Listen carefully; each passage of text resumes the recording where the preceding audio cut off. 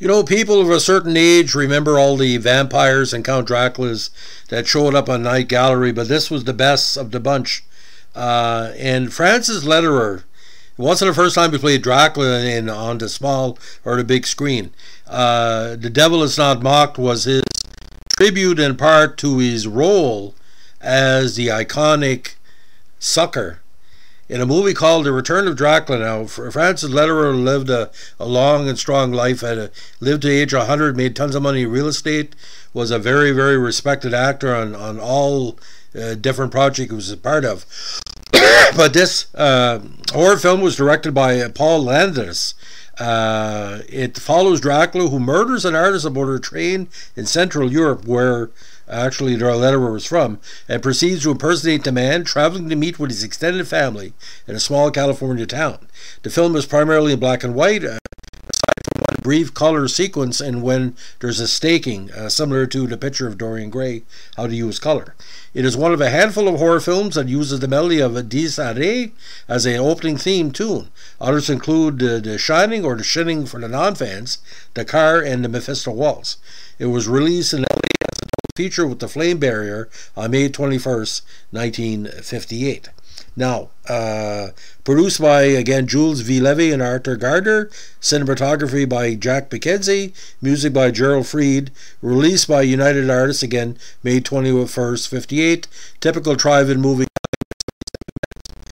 This plot, in Central Europe, investigator John Meierman and several assistants attempt to trap Count Dracula inside his tomb in a cemetery, but upon opening his casket, they find it empty.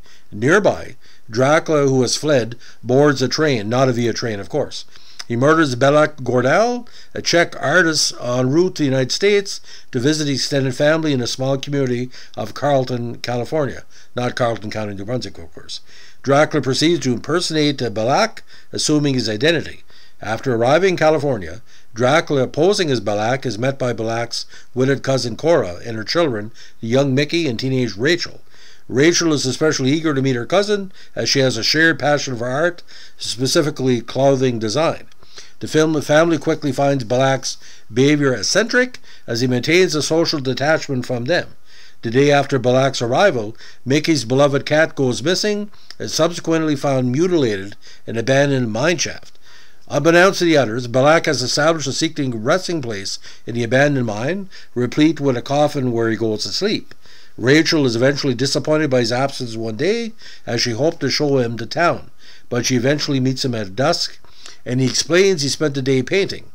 Rachel departs to her night shift at a local parish house, where she tends to elderly and infirm residents, including a blind woman, Jenny. After Rachel finishes her shift, Belak awakens Jenny, who offers to give her the ability of sight before biting her neck. In the morning, Rachel is beckoned to the parish house and is driven there by her boyfriend, Tim. Rachel finds Jenny feverish and hysterical upon arriving, claiming a man entered her room through the window. When she attempts to get out of bed, Jenny collapses and dies. Now, after Jenny's funeral, Cora and Rachel are approached by Mac Bryant, great name by the way, a detective appointed by Meierman. He asks about cousin Belak and mentioned that an unidentified man was thrown from a train to his death in Germany. Belak appears at the home, and Brian examines his immigration records and passport before meeting with Meierman outside to divulge his findings. Now, Belak visits Jenny's tomb in a mausoleum and awakens her from the dead. Later, Brian hears Jenny's voice beckoning him in the woods near her train station. When he goes to investigate, he is fatally mauled by a white wolf, portrayed by a white German shepherd dog. That night, Rachel invites Belak to attend a Halloween costume party at the parish house the following day, but Belak declines. Rachel confronts Belak about his isolation from the family, but he remains evasive. Rachel later falls asleep while reading and has what seems to be a nightmare, in which Belak asks her to remove Jenny's crucifix pendant from her neck and offers her eternal life. In the morning, Rachel finds the crucifix lying on the floor, suspecting it was not a dream. Now, when Merriman visits the parish house and confronts Reverend Whitfield with his findings, meanwhile, before departing for the Halloween party, Rachel finds a portrait of herself in Belak's room, depicting her inside a coffin. When Belak appears downstairs, Rachel grows terrified when she realizes his reflection does not appear in a mirror. Tim arrives moments later, and Rachel leaves with him to the party in a trance-like state. Now, Whitfield and Meyerman confront Rachel at the party, asking her to help them entrap Belak. After finding Jenny's crypt empty, Meyerman, Whitfield, and other police stake out the cemetery, where they soon witness Jenny returning to her crypt. Simultaneously, Rachel leaves the party and flees to the abandoned mine shaft to visit Belak. As Meyerman drives a stake through Jenny's heart, killing her, Belak collapses before Rachel. Tim arrives at the mine shaft, having followed Rachel there, and finds her hysterical. Tim attempts to escort Rachel out of the mine, but Belak blocks her exit.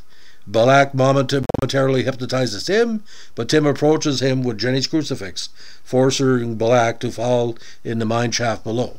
He is impaled through the back and chest at a large wooden post and disintegrates into a clothed skeleton.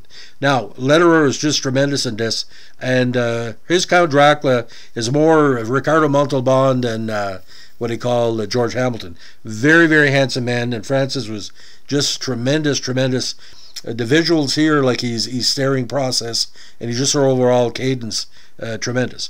Now, Norma Eberhardt played Rachel McBary, Ray Strickland as Tim, John Wengroff and John Meyerman, Virginia Renson as Jenny, Gay Clark as Reverend Whitfield, Jimmy Baird as Mickey Mayberry, Greta Granston as Cora Mayberry, Charles Tannen as Mac Bryant, and Enid Houston as Frida. Now, filming of the movie took place in October 57, which is a great month to film any type of horror-type movie. Now, released theatrically almost a year later on May 21st, 58 as a double feature with The Flame Barrier.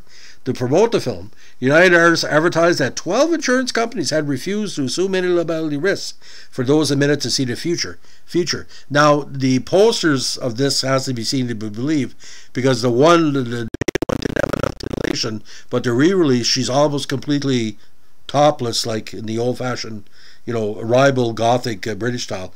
You can almost see her nipples, but the only thing you don't see is the nipples. Like, she's naked, but like I said, it is what it is. Now, when shown on U.S. television, it is retitled Curse of Dracula. In the UK, it was released theatrically as, get this, The Fantastic Disappearing Man, which had nothing to do with the Dracula plot. Later in 58, the Hammer film Horror of Dracula appeared in theaters in both the UK and the US, and Return of Dracula was eclipsed as a result due to Christopher Lee starring as the Count. Now, no offense to Christopher Lee, but Lederer was a tremendous Dracula, and you saw this in the Night Gallery episode, something like 14 or 15 years later, and he didn't seem to age at all. But I think if you had an afternoon, you watched this back to back with The Devil Is Not Mocked, which is kind of an unofficial sequel to this movie. If Dracula wouldn't have died, The Devil Is Not Mocked would have been the sequel to this. Now, the critical response was kind of all over the place, but the main one was Jeffrey M. Warren of the LA Times, who dismissed the film, writing that it could have been put out off indefinitely and no one would have ever known. I don't think so. For what it is, it was one of the first salvos in the new color style of the Dracula movies because of that mistake scene. Now, released on DVD of all companies by MGM in 2007 as a Midnight Movies double feature with Landris's previous film The Vampire, it was re-released on DVD at exclusive release from Best Buy as part of their promotion. Now, again, the episode of Night Gallery, or the segment, is called The Devil Is Not Mocked, and in his story, Dracula tells his grandson how he fought the Nazis during World War II, and the special effects of this are just tremendous, including the nails on the floor. It has to be seen for the belief. Now, 57, 58, 59 had a lot of horror movies, and this is probably one of the better ones. I would give this 2.5 stars out of 4, because Lederer alone as Dracula, you look at the iconic Draculas through the years, and there's been many, Jack Palance, but Lederer was sort of like, again, a little bit of Fernando Lamas, a little bit of Ricardo Montalban, and a little bit, if Robert Stack played a vampire with more of an Eastern European, or James Garner. But Lederer just tremendous. And he's the lost Dracula. When you talk about Dracula aficionados through the years, he's never really mentioned. To me, he's a top 10 Dracula or portrayer of all time. He's up there at least 7 or 8, because Bela Lugosi is the ultimate, of course. But you look at George Hamilton, you look at Gary Oldman, or Vlad the Impaler or whatever. But Lederer, my God, what a great life. If you have a chance, there's been a documentary on him that was done years ago on YouTube, but I think there's a kind of an archive of his career. You see it on Wikipedia. It's just tremendous what this guy went through. What he did, being a veteran and the different stuff. He, in these 100 years, he gave so much to the world and to his craft. One of the most underrated actors of all time. So, John, thanks for the request. If you like what we're doing here, ladies and gentlemen, give us a like, comment, and subscribe. And don't forget, in the comment section, tell me who your favorite Dracula is. I'd really like to know. Maybe we'll do a bigger podcast. It could be anybody. It could be a Dracula I've never heard of. And that's a possibility. But the list, like the thing about Dracula, you got to be handsome and you got to have good teeth. Obviously, I don't think Dracula with bad teeth would work. Anyway, thanks for listening. Bye.